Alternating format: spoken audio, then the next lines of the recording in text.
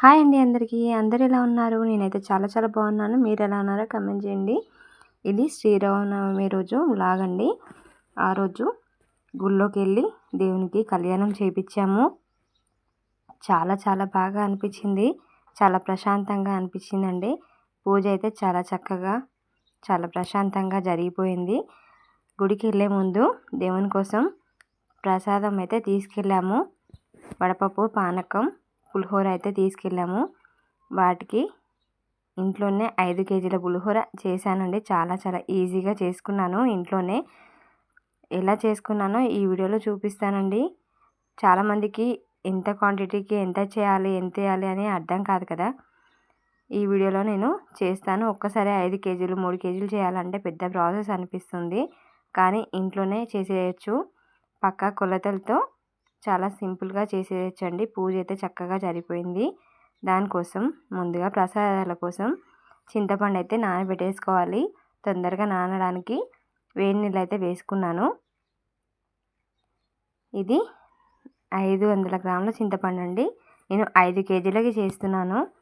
తర్వాత ఇవన్నీ తీసేసుకోవాలి. ఇవన్నీ మనం పొడి చేసుకోవడానికి పావు కేజీ ధనియాలు తీసుకోవాలి. మిరియాలు ఒక 50 గ్రాముల మిరియాలు, ఒక 4 స్పూన్ల జీలకర్ర, ఆవాలు కూడా 4 స్పూన్లు 5 స్పూన్లు వేసుకోవాలి.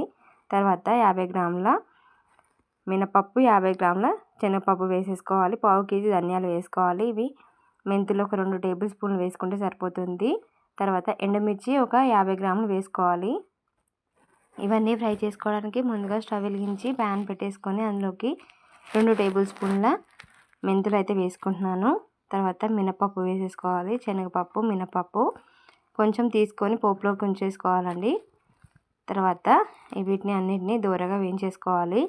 2 కప్పుల ధనియాలు అయితే ఖచ్చితంగా వేసేసుకోవాలి. అవి పావు కేజీ ఉండేటట్టు అయితే చూసుకోండి. అప్పుడైతేనే టేస్ట్ మనకి పర్ఫెక్ట్గా సరిపోతుంది. తర్వాత ఆవాలు ఒక 5 టేబుల్ స్పూన్ల ఆవాలు వేసుకుంటున్నాను. ఇవి కరెక్ట్ కొలత ఉంటే మనకి పొడి అనేది పర్ఫెక్ట్గా వస్తుంది. టేస్ట్ చాలా బాగుంటుంది. మనం ఏదైనా చేసేటప్పుడు కరెక్ట్గా క్వాంటిటీ వేస్తే టేస్ట్ మాత్రం అదిరిపోతుందండి. ఇవన్నీ వేసేసుకొని దూరగా ఫ్రై చేసేసుకోవాలి. మాడకుండా చిన్న మంట పెట్టి ఫ్రై చేసేసుకోవాలి. ఆయిల్ ఏమీ వేయాల్సిన అవసరం లేదు.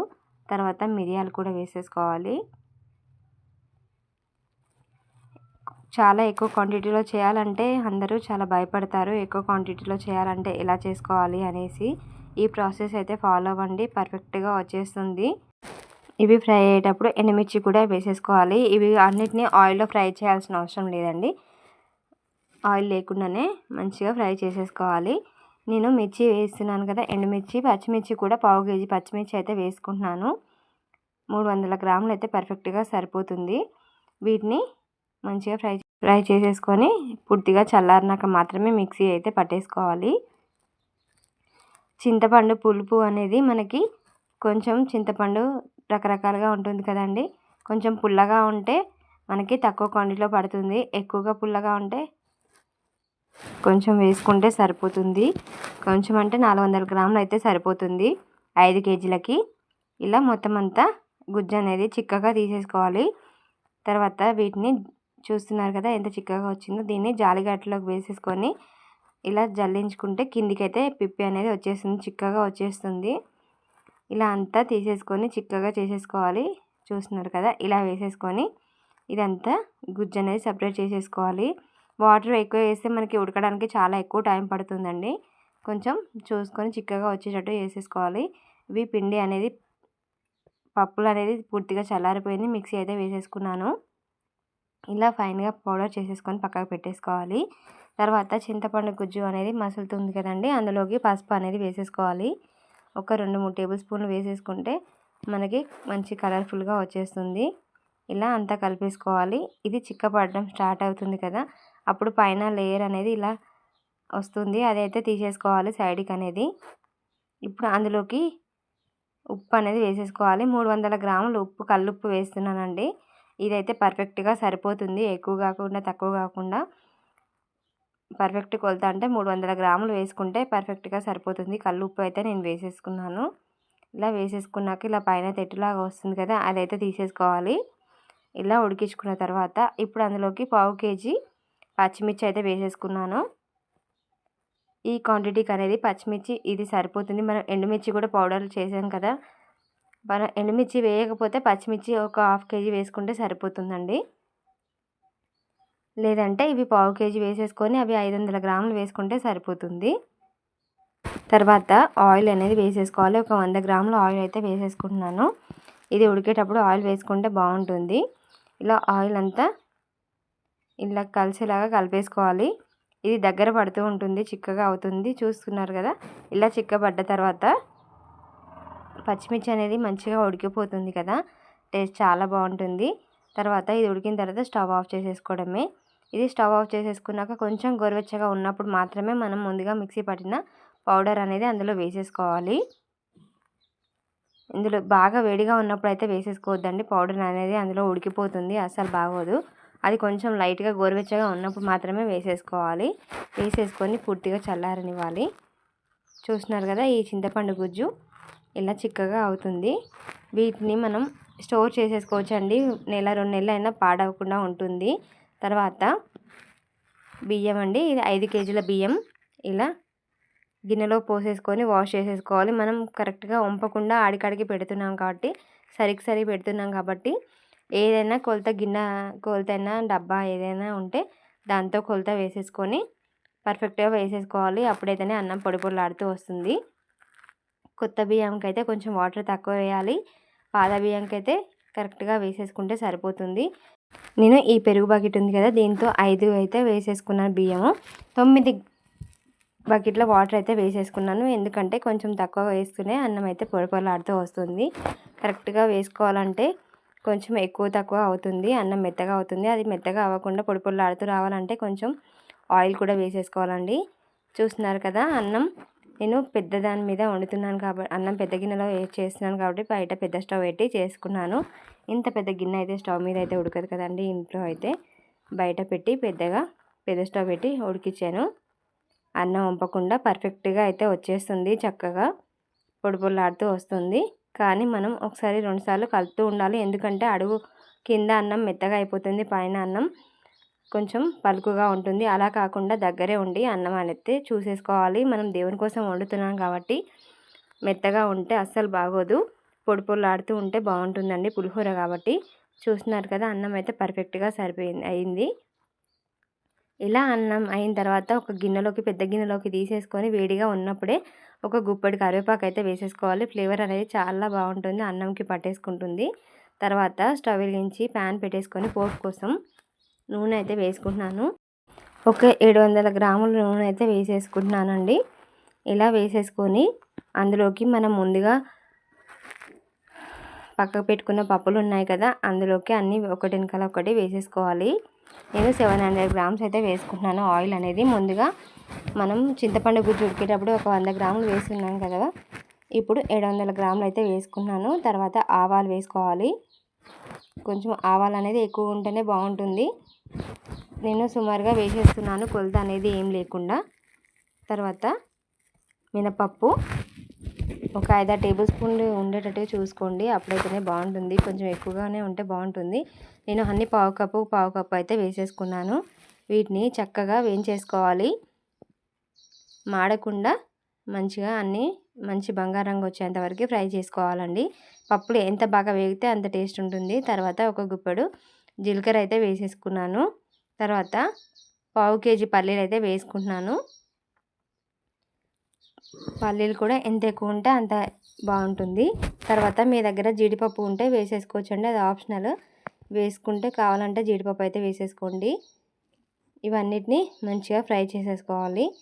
మీకు కావాలంటే నూనె అనేది పల్లి నూనె అయినా నువ్వుల నూనెతో చేస్తే ఇంకా బాగుంటుందండి పులిహోర అనేది.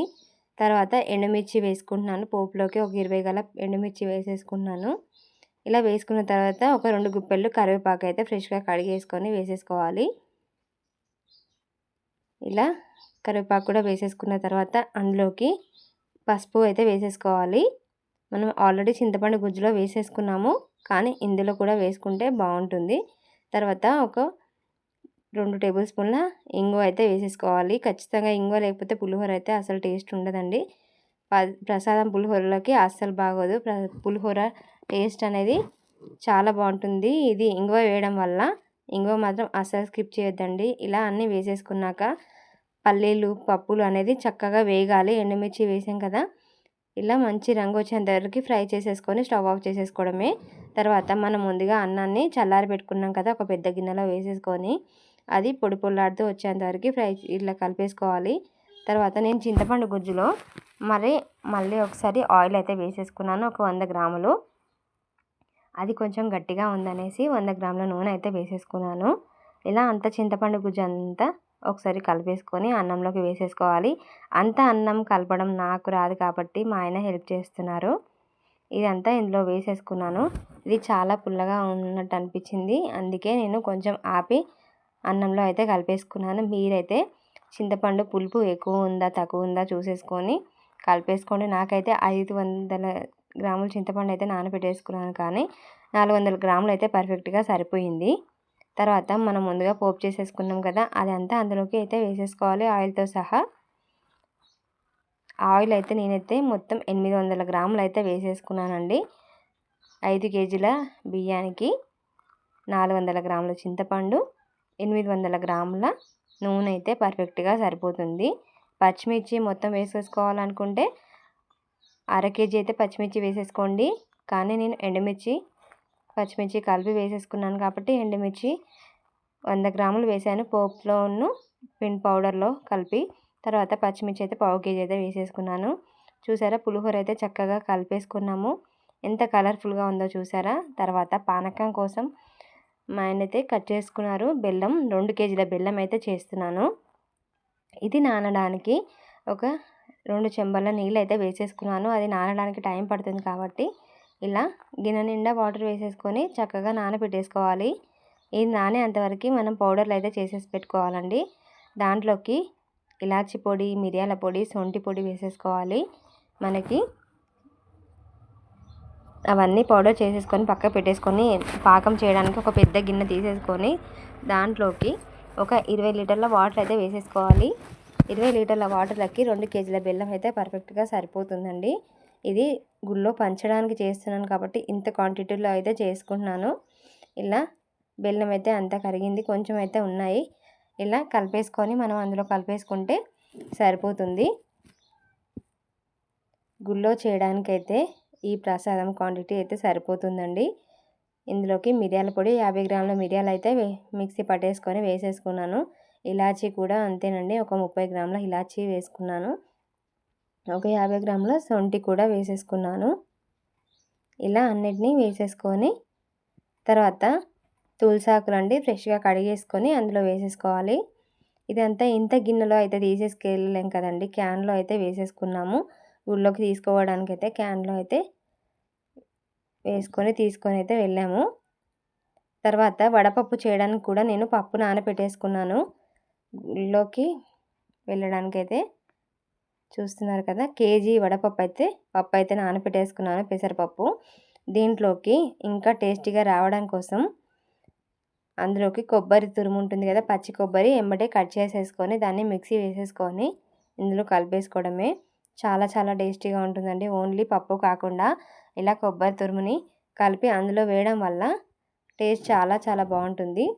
ఇదంతా తురిమి అయితే వేసేసుకోవాలి, లేదంటే మిక్సీలోకైనా వేసేసుకొని ఇలా చిన్నగా కట్ చేసుకొని మిక్సీ వేసేసుకుంటే బాగుంటుంది.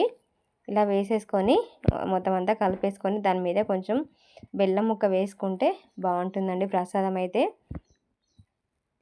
ఇలా ఎక్కువగా క్వాంటిటీలో చేసుకోవాలంటే ఈ వీడియో ఫాలో అవ్వండి, స్కిప్ చేయకుండా. పర్ఫెక్ట్గా మీకు కొలతలు అనేది పర్ఫెక్ట్గా ఉంటాయి, అన్నీ చక్కగా వచ్చేస్తాయండి ప్రసాదాలు అయితే. ఈజీగా ఇంత క్వాంటిటీలో కూడా ఈజీగా చేసేసుకోవచ్చు. మీకు ఈ వీడియో నచ్చితే లైక్ చేయండి ఫ్రెండ్స్. Thanks for watching.